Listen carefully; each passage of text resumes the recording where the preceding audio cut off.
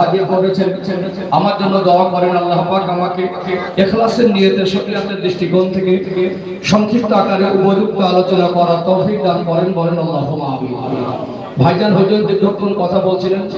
ভাইজানের একটা স্পেশাল আলাদা ভক্ত আছে না? গোটা বাংলার কোনায় কোনায় যেখানে ভাইজান যান সেখানে তারা পাখির ঝাঁকের মতো উড়ে আসে। পরিবেশ একটু খালি খালি, আবার ইনশাআল্লাহ যতগুলো মানুষ আছেন কিছু চেয়ার খালি একের পর এক আসবে। তো যতগুলো মানুষ আমার সামনে এসেছেন, আল্লাহ পাক আপনাদের সামনে আমাকে বসিয়েছেন। আমি একদম মেপে কথা বলি, দলিল ভিত্তিক কথা বলি, হক আদায় করার চেষ্টা করি। আজকে তার ব্যতিক্রম হবে না। আমার সামনে যারা বসেছেন পরবর্তী সময় বসবেন, আমি নেমে যাওয়ার মুহূর্তে আমি কি দিলাম আর আপনারা কি পেলেন হিসাবটুকু জানাবেন ইনশাআল্লাহ। উপযুক্ত গঠনমূলক আলোচনা করতে গেলে আপনাদের একটু আন্তরিকতা, ভালোবাসা দিয়ে সহযোগিতা করতে হবে। আমার সামনে যারা বসেছেন যদি মন খারাপ করে চুপচাপ বসে থাকেন আর আমি যদি আমার মতো একা বকেই যাই, তাতে কিন্তু আলোচনা বোঝাতে বক্তার জন্য কঠিন হয়। আমার কাছ থেকে কোরআন হাদিস শুনবেন, একটু চোখে মুখে সম্পর্ক, একটু আন্তরিকতা, ভালোবাসা, একটু অ্যাক্টিভিটি, তাহলে আলোচনা করতে আমার জন্য সহজ হবে, সুবিধা হবে। যে কটা কথা বলবো পাট পাট করে সাজিয়ে একেবারে স্পষ্ট করে বলে আগে বাড়বো।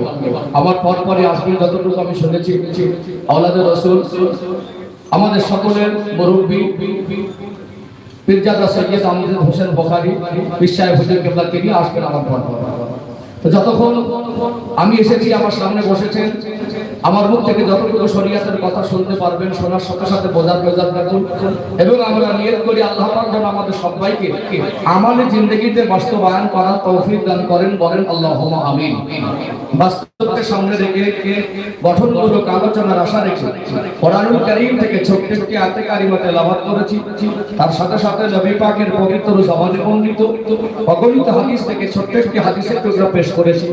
আয়াত এবং হাদিসের ব্যাখ্যা বিশ্লেষণ করে আলোচনা রূপ ঠিক করব ইনশাআল্লাহ। আপনারা জানেন কোরআন শরীফে 114টি সূরা আছে। 2 নম্বর সূরার নাম হলো সূরাতুল বাকারা। এটা কোরআন শরীফের সবথেকে বড় সূরা। ছোট বড় আয়াত মিলিয়ে 286টা আয়াত আছে। আমি আপনাদের খেদমতে তেলাওয়াত করেছি সূরাতুল বাকারা 208 নম্বর আয়াত। আল্লাহ পাক বলেছেন, ইয়া আইয়ুহাল্লাযীনা আমানু, যারা ঈমানদার, যারা মুসলমান, যারা মুমিন, আল্লাহ তাদেরকে বলছেন, হে বিশ্বাসীগণ, উদখুলু ফিস সিলমি কাফা, তোমরা পরিপূর্ণ রূপে ইসলামের মধ্যে প্রবেশ করো। ওয়ালা তাত্তাবিউ খুতুওয়াতিশ শাইতান, শয়তানের পদাঙ্ক অনুসরণ করো না। ইন্নাহু লাকুম আদুউম মুবিন, নিশ্চিত রূপে শয়তান তোমাদের প্রকাশ্য দুশমন। আয়াতের বিস্তারিত ব্যাখ্যা আছে। আল্লাহ পাক মূলত মুসলমানদেরকে বলছেন তোমরা পরিপূর্ণ রূপে ইসলামের মধ্যে প্রবেশ করো।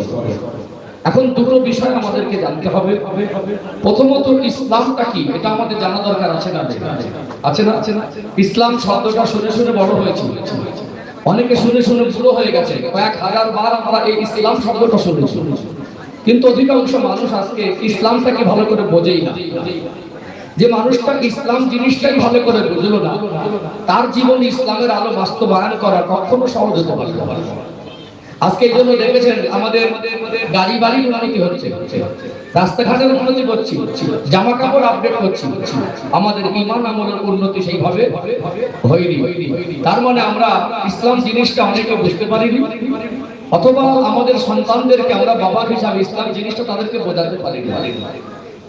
আপনি এখানে বসে 2 সন্তানের বাবা, 3 সন্তানের বাবা, আল্লাহ আপনাকে 3টে সন্তান দিয়েছেন। ছেলে মেয়েকে খুব আদর করে, যত্ন করে, মায়া মমতা দিয়ে ভালো মানুষ করার চেষ্টা করেছেন।